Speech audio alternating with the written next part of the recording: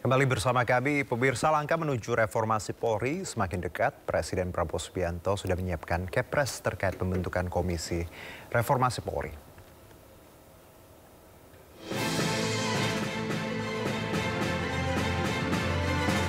Jalan menuju reformasi Polri tinggal selangkah lagi. Menteri Koordinator Bidang Hukum, HAM, Imigrasi, dan Pemasyarakatan atau Menko Kumham Imipas, Yusril Iza Mahendra menyatakan, Presiden Prabowo Subianto sudah menyiapkan keputusan Presiden atau Kepres terkait pembentukan Komisi Reformasi Polri. Menurut Yusril, pelantikan akan dilakukan dalam waktu dekat.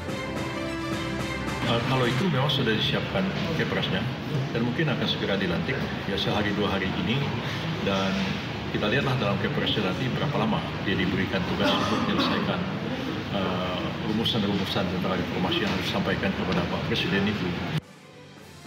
Reformasi kepolisian merupakan salah satu tuntutan publik termasuk Gerakan Nurani Bangsa atau GNB yang berisi tokoh lintas agama dan masyarakat.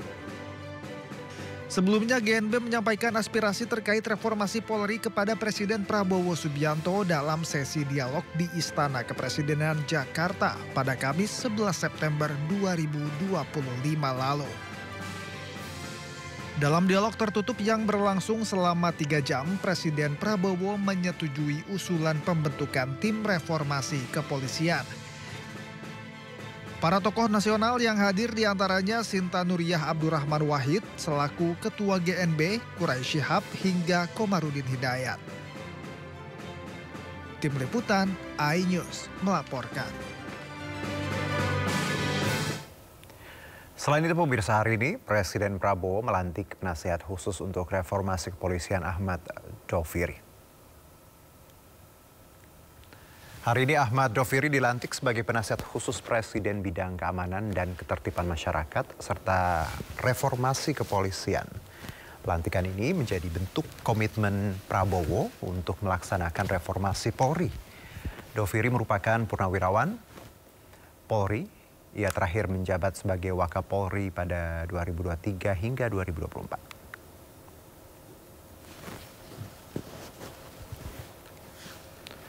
Wacana Presiden Prabowo yang bersiap untuk membentuk tim reformasi Polri menuai pro dan kontra. Dan berikut cuplikan perbincangan rekan kami Yudi Handoyo bersama anggota Kompolnas Republik Indonesia Ida Utari dan Ketua PBHI Julius Ibrani di program Sindo Prime. Sumber istimewa kita ada anggota Kompolnas RI Ida Utari dan Ketua PBHI Julius Ibrani. Selamat malam semuanya, Assalamualaikum. Malam Mas. Assalamualaikum. Terima kasih banyak, Jenderal. Terima kasih banyak sudah bersedia untuk berdialog bersama kami di Sindo Prime. Saya ke Ibu Ida dulu. Ibu Ida, izin Bu, ini kalau kita bicara soal apa yang terjadi dengan peristiwa aksi unjuk rasa, memang ada satu hal yang membuat masyarakat miris begitu ya, dengan adanya peristiwa meninggalnya Afan Kurniawan, dan memang perlu ada pembenahan di situ. Tapi begini, bukankah banyak sekali hal yang juga dikritisi dalam hal tuntutan dalam aksi unjuk rasa tersebut? Kompolnas bagaimana melihatnya? Justru yang disoroti reformasi dari kepolisian saja yang saat ini sedang digagas. Bagaimana tanggapan Kompolnas, Bu Ida?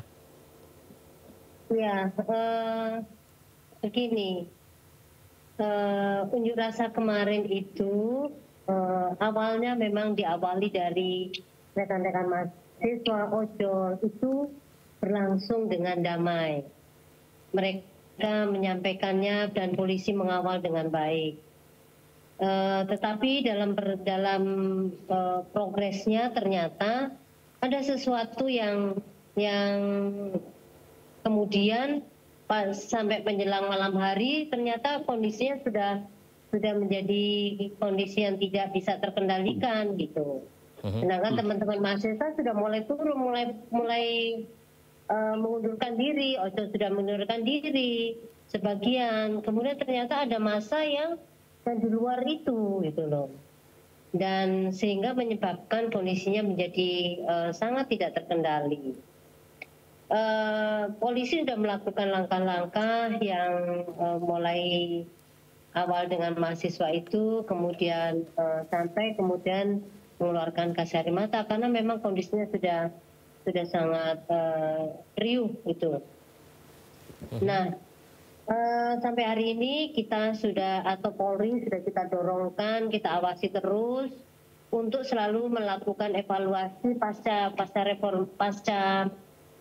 unjuk rasa itu, apa yang sudah dilakukan setelah itu, termasuk bagaimana menangkap, memproses siapa sebagai pelaku, siapa sebagai orang-orang di balik ini. Ini Polri sedang berproses terus untuk mengungkap ada apa sebenarnya di balik ini, sehingga ada unjuk rasa. Dan ternyata memang para pelaku itu tidak hanya orang-orang dewasa, ternyata anak-anak ini direkrut. Jika ada anak SMP, anak SMA, saya di Surabaya ini juga dalam rangka mencari, melihat, mengawasi, mendengarkan apa yang sudah dilakukan Polri, termasuk apa temuan-temuannya. Karena kami tidak ingin bahwa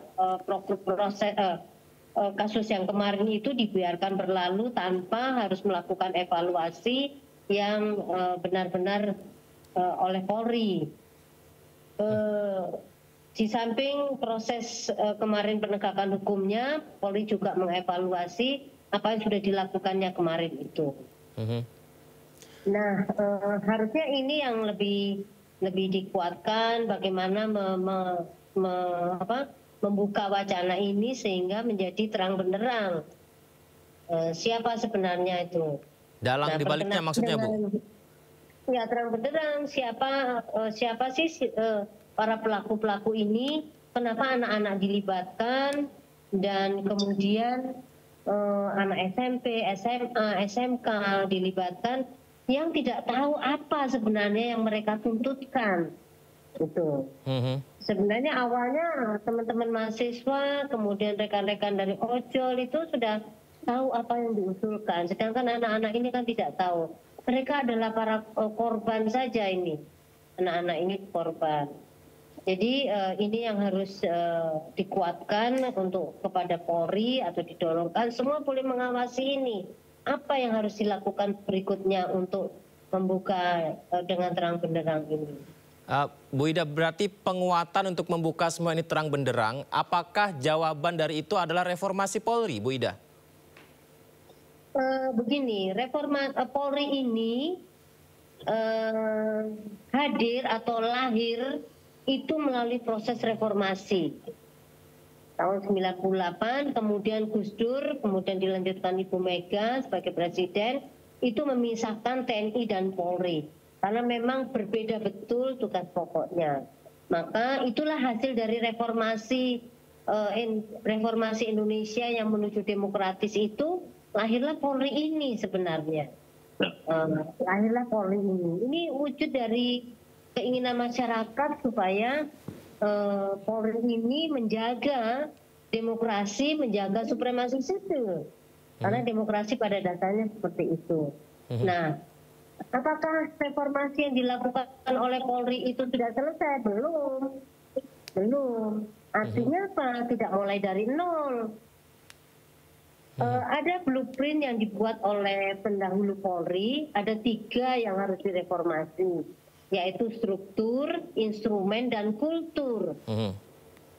Ada beberapa instrumen yang mungkin harus dievaluasi oleh Polri yang belum adaptif dengan kondisi kekiniannya.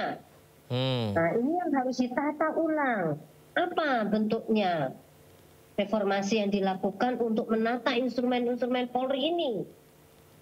Termasuk adaptif dengan kondisi IT. Kemudian kalau dulu orang mau demo itu bersurat kasih ke itu. Nah, sekarang ternyata demo dikondisikan dengan melalui media sosial atau WhatsApp grup-grup itu. Nah, mungkin yang berikutnya adalah reformasi kultur yang tidak sangat mudah dilakukan. Dengan kondisi yang cukup lama kita pada kondisi dulu yang sebelum reformasi dan hari ini itu memang harus terus berproses, dan inilah yang harus dilakukan oleh Polri. Apakah cukup internal? Tentu saja tidak. Saya menyampaikannya seperti itu. Nah, salah satu kami inilah, Kompolnas inilah yang harus mendorongkan reformasi Polri ini yang dari luar sebagai pengawas eksternal. Jadi ide-ide itulah yang harus muncul, saya ulangi lagi, tidak dari nol. Dan satu lagi harus dilakukan itu ada niat baik untuk memperbaiki Polri, bukan untuk yang lain-lainnya. Nah, itu yang harus disampaikan. Kami sendiri Kompolnas mendorongkan juga untuk selalu berproses untuk reformasi kultural ini tidak harus terus-menerus dilakukan oleh Polri. Baik, Bu Ida. Polri. Saya